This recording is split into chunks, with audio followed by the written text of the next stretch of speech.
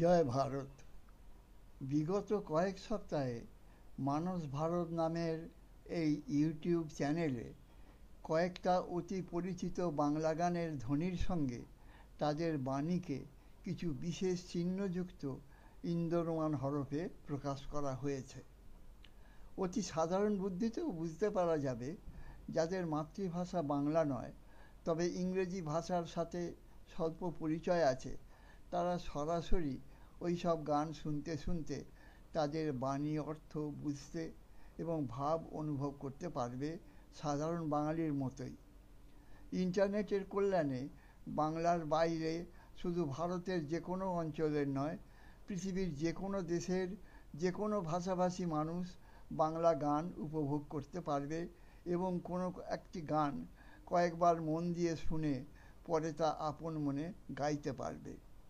শুধু অবাঙালি নয়, যেসব বাঙালি ছেলে মেয়ে শিশুকাল থেকে বাংলার বাইরে বড় হয়েছে, মা বাবার সাথে কথা বলা ছাড়া বাংলা ভাষার সঙ্গে যাদের তেমন পরিচয় ঘটেনি, তারাও মানস ভারতের এই উপস্থাপনার সাহায্য নিয়ে মনের আনন্দে বাংলা গান উপভোগ করতে আর আপন মনে গাইতে পারবে। আর এ কথা তো বলার অপেক্ষা রাখে না যে একটা গান শোনা ও উপভোগ করা তখনই সম্পূর্ণ হয় যখন আপন মনে তা গুনগুনিয়ে গাইতে পারা যায়। তবে বাংলা গানের কথা ভেবেই মানস ভারতের এই উদ্দেশ্য নেওয়া হয়নি।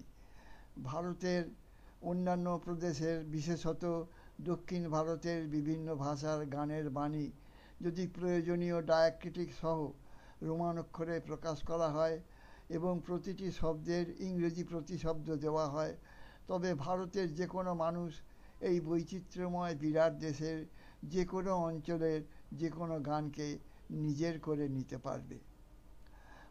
বাঙালিরা বেশ কয়েক শতক ধরে উত্তর ভারতের বিভিন্ন অঞ্চলের গীতিকারদের সঙ্গে পরিচিত।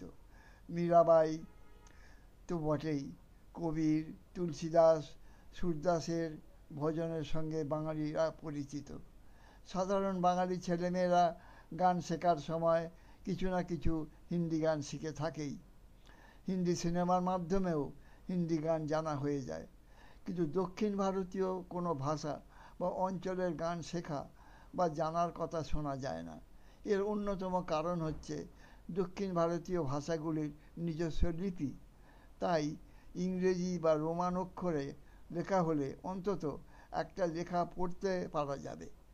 আর গানের সেই বাণী চোখে দেখার সঙ্গে সঙ্গে যদি গানটি শুনতে পারা যায়, তাহলে প্রতিটি কথার উচ্চারণও জানা যাবে। এখন কথা উঠতে পারে, অপরিচিত একটা ভাষার সঙ্গে পরিচিত হওয়ার জন্য একেবারে সরাসরি সেই ভাষার গানকে নেওয়া কেন? এর কারণ আমাদের উদ্দেশ্য তো মোটামুটি কাজ চালানোর মতো ভাষাটিকে জানা, তাও তার নিজস্ব লিপির সাহায্য না নিয়েই যদি কোনো একটি গানের বাণী ইংরেজি অক্ষরে দেখার সঙ্গে তার সুরের বাহনে শোনা যায় এবং সেই সঙ্গে প্রতিটি কথার অর্থও জানা যায়, তবে অল্প সময়ে একটা গানের মাধ্যমে একটা ভাবের সঙ্গে নিবিড় পরিচয় ঘটতে পারে।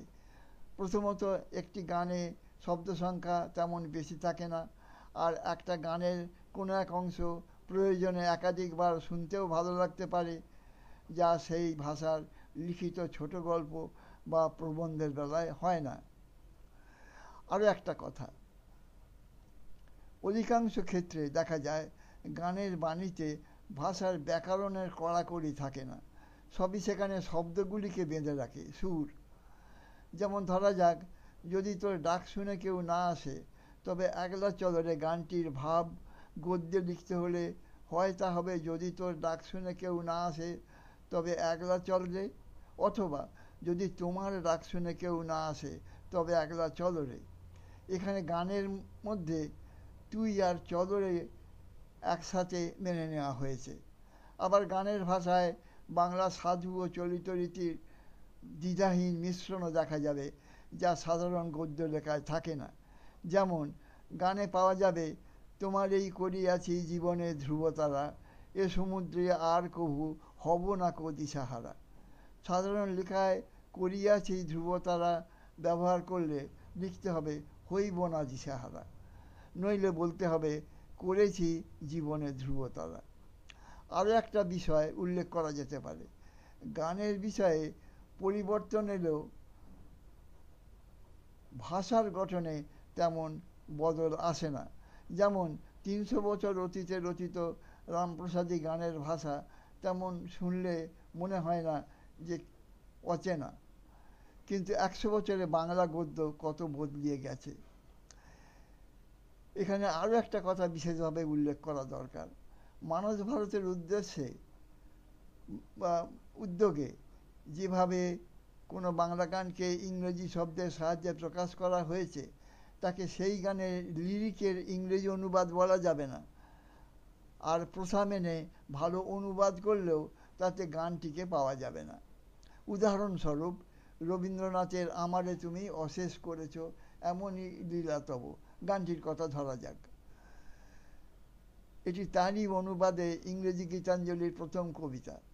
বাংলা গানটির বাণীর অনুবাদে প্রথম লাইন হয়েছে দাউ হ্যাস্ট মেড মি এন্ডলেস। এটিকে বলা যেতে পারে একটা পারফেক্ট ট্রান্সলেশন।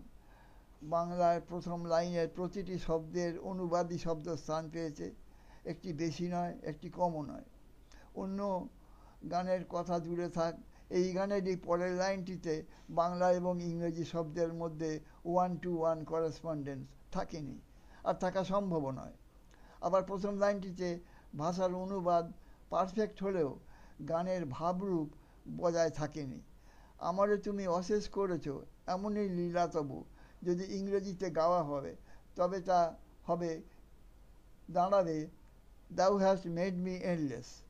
বাংলায় গানে অশেষ শব্দটির উপর যে বিশেষ সুর এবং জোর পড়ে তা ইংরেজিতে হ্যাস্ট মেড এতেই ফুরিয়ে যাবে, আর অসীমের অনুবাদে এন্ডলেস শব্দটি পাবে বাংলায় কয়েকটি বাংলায় করেছোর সুরটা। তাছাড়া আমারে তুমি বলার মধ্যে যে নিবিড় ভাবটি রয়েছে তা দাউ হ্যাস্ট মেড মিতে থাকবে না। গত শতাব্দের প্রথম দিকে ক্লান্তি আমার ক্ষমা করো প্রভুর মতো গানের বাণীর ইংরেজি অনুবাদের উপর গানের মূল সুর চাপিয়ে গাওয়ার চেষ্টা করেছিলেন কেউ কেউ, কিন্তু তা শুধু কৌতুকের সৃষ্টি করেছে। তাতে অবাংলাভাষীর কানে গানের বাণী পৌঁছলেও হৃদয়ে গানের ভাবটি ধরা পড়েনি, আর তা সম্ভবও নয়। এবার মনে করা যাক একজন ইংরেজি জানা লোককে শোনানো হলো আমারে তুমি অশেষ করেছ এমনই লীলা তব, আর প্রতিটি বাংলা শব্দের ইংরেজি প্রতিশব্দ বুঝিয়ে দেওয়া হলো। সে গানটি তার কাছে পৌঁছবে এইভাবে, me you endless hast made such is the pleasure of yours. এই শব্দ সজ্জায় ইংরেজি ব্যাকরণ সিদ্ধ কোনো বাক্য ধরা পড়বে না ঠিকই, কিন্তু সে গানটিকে পূর্ণভাবে ধরতে পারবে। এমনিতেই সুরের দাবিতে গানের বাণীর শব্দগুলির মধ্যে অবস্থানের কড়াকড়ি মানা হয় না। যেমন আমারে তুমি অশেষ করেছ হতে পারত করেছ তুমি আমাকে অশেষ, অথবা অশেষ আমাকে করেছ তুমি। ইংরেজি শব্দ দিয়ে বাংলা গান বোঝাতে ভাষার সিনট্যাক্স কোনো বাধা হবে না।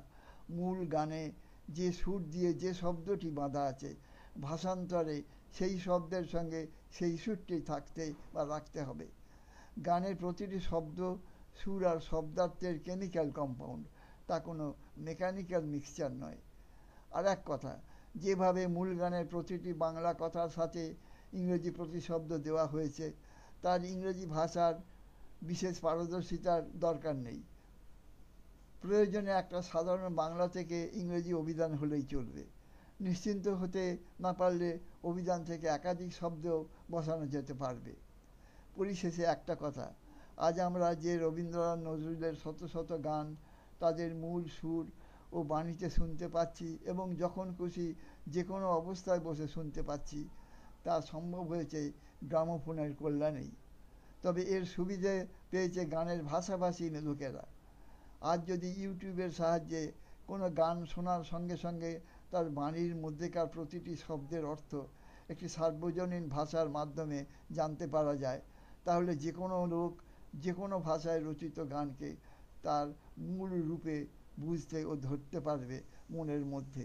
মানস ভারত সেই উদ্দেশ্যেই তার বিনীত প্রয়াস নিবেদন করতে চায়।